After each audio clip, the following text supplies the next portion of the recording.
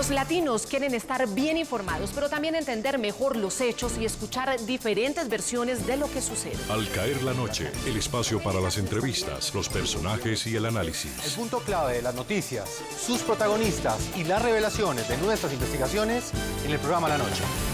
La Noche, martes a viernes a las 19 horas en la costa este de los Estados Unidos. Somos opinión.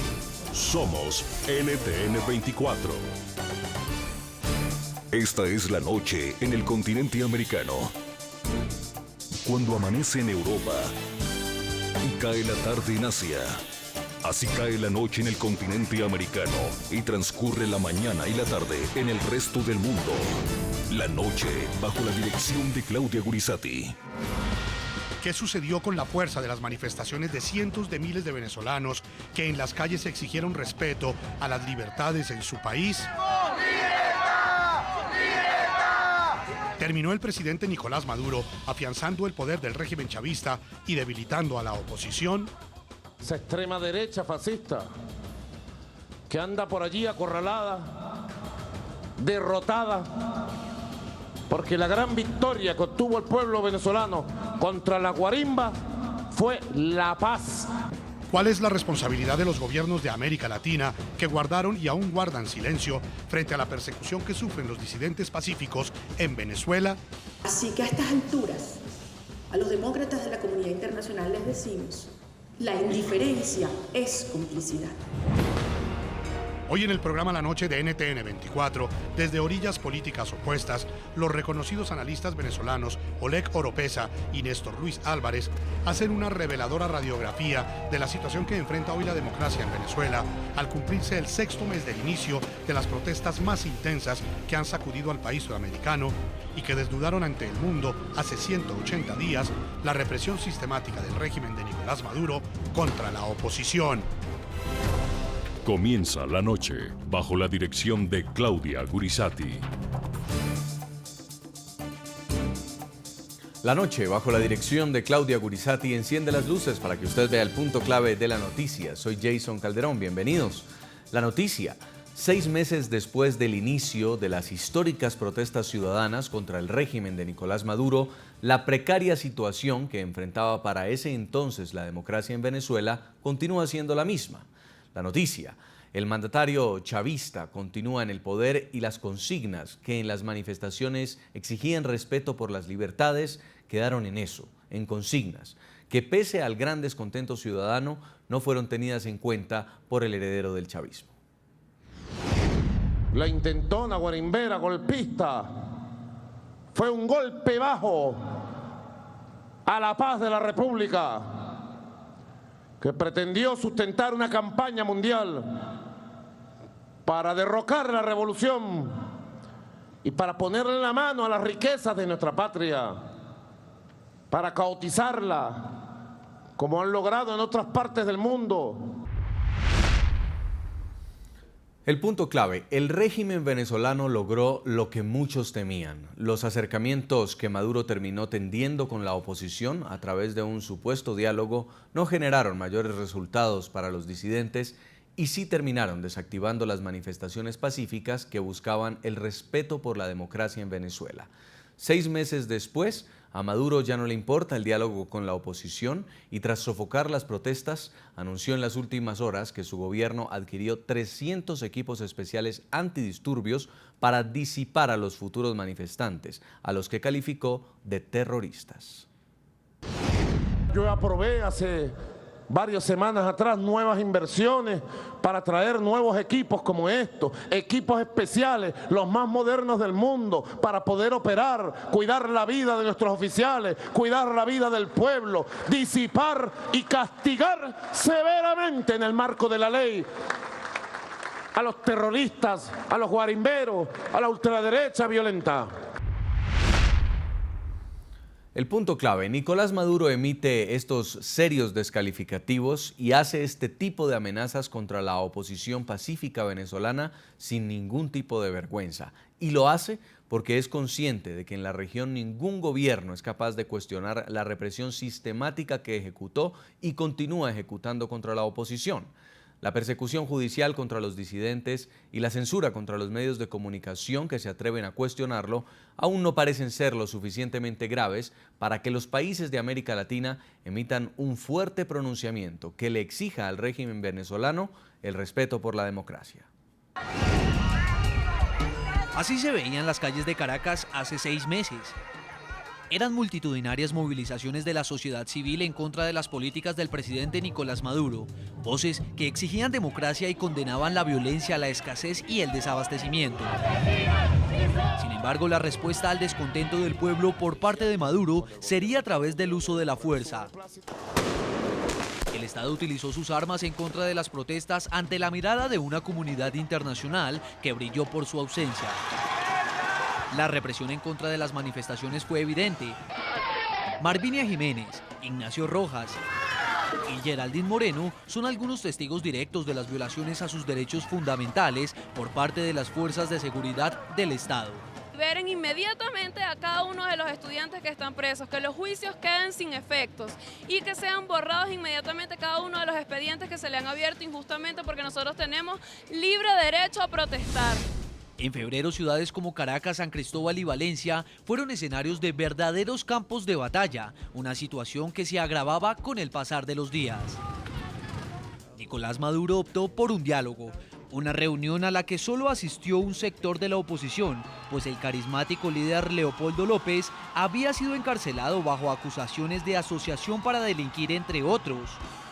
Además, María Corina Machado aseguraba que no asistía porque allí se legitimaría lo que ella calificó como la dictadura de Maduro.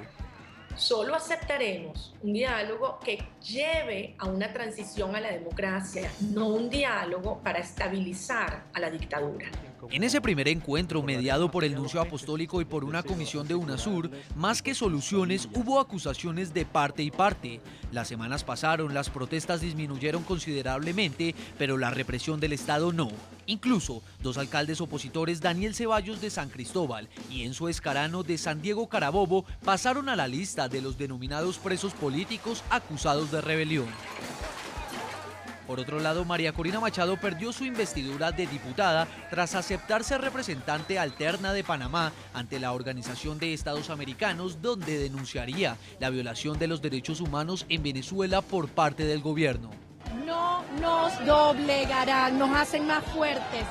Con Machado fuera de la Asamblea Nacional, el pasado 3 de mayo los diálogos se congelaron por decisión de la MUD y ninguno de los líderes opositores fue liberado.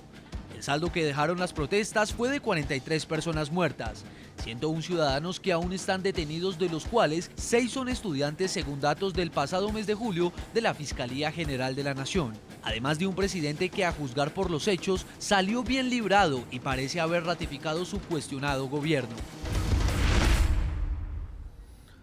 A propósito del tema de hoy, le preguntamos a nuestros televidentes, 6 meses después del inicio de las protestas de febrero en Venezuela, ¿qué ganó y qué perdió la oposición luego de las históricas manifestaciones? Los invitamos a que participen a través de las cuentas de Twitter del equipo periodístico del programa La Noche. Van a estar apareciendo en pantalla a lo largo del programa. Saludamos a esta hora en Caracas, Venezuela, a Néstor Luis Álvarez. Es abogado, profesor de la Universidad Metropolitana de Caracas, columnista censurado del diario El Universal. También nos acompaña en Caracas, Venezuela, Oleg Oropesa. Es abogado constitucionalista, militante del Partido Socialista Unido de Venezuela, PSUV, asesor también del ministro de Estado Ernesto Villegas. Y en Washington, D.C., está con nosotros Eric Langer, es director del Centro de Estudios sobre América Latina de la Universidad de Georgetown. A todos ustedes, bienvenidos al programa La Noche. Quiero comenzar preguntándole en Caracas al señor Álvarez, desde su punto de vista, después de 6 meses en los que vimos represión a estudiantes, líderes, dirigentes de oposición que fueron tras las rejas por convocar estas manifestaciones, diputados que terminaron siendo destituidos, países incluso que cuestionaron violaciones a los derechos humanos en Venezuela. Hoy, ¿qué pasó con la protesta de calle? ¿Se apagó? ¿La amordazaron?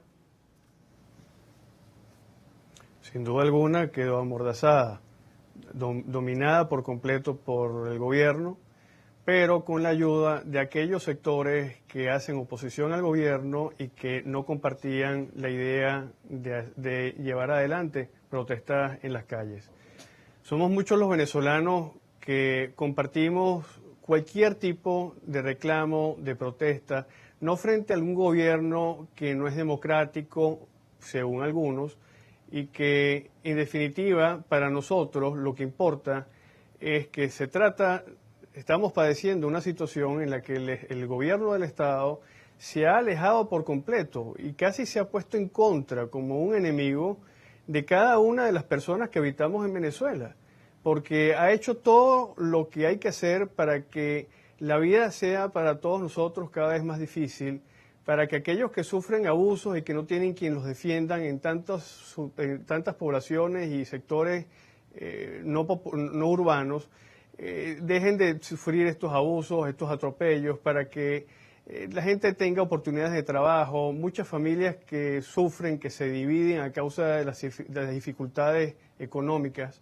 Es decir, se trata no de un gobierno que precisamente sea o no sea democrático, se trata de un gobierno del Estado que se ha colocado en una posición absolutamente antagónica a todas las oportunidades a las que aspira cualquier persona, sin distingo de tintes políticos, de banderas ideológicas.